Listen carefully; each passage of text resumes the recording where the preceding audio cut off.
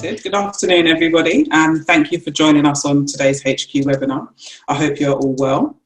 Today's session will be looking at reputation and how to manage it in what we are all getting very used to, the new normal. How this model of managing reputation crises was actually managed and used during the early days of COVID-19. A really good example is Baker McKenzie. They were one of the first movers, really.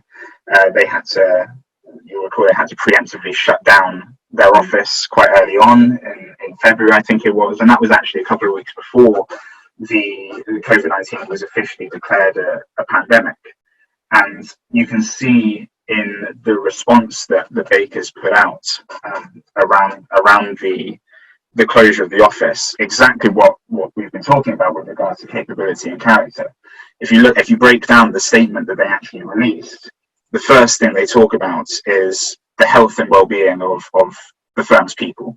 That's fundamental. That is what the key message is. And then secondary to that, it's the fact that clients will not experience any disruption to their usual levels of service because they have great technology, they've got an agile working system, and those kinds of things.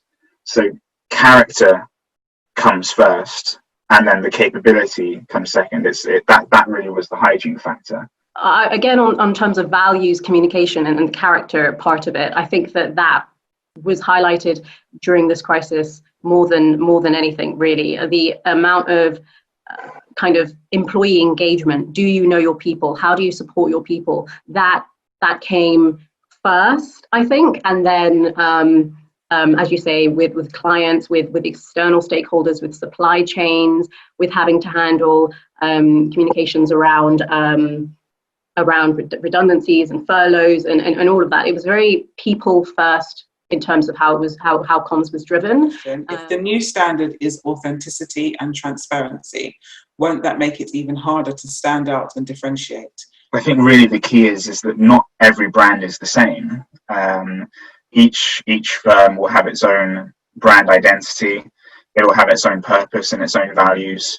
Yes, some of those will be largely the same as others, but the way it communicates them will likely be different. And also, I think, again, consistency is really, really important, because if you have throughout your history, for instance, this year we're celebrating our 150th year at KPMG. If you have throughout your history demonstrated in different ways, on different themes, on different issues, with different products and with your people, if you've demonstrated consistency in your values, you've earned that kind of authenticity because you've been doing it.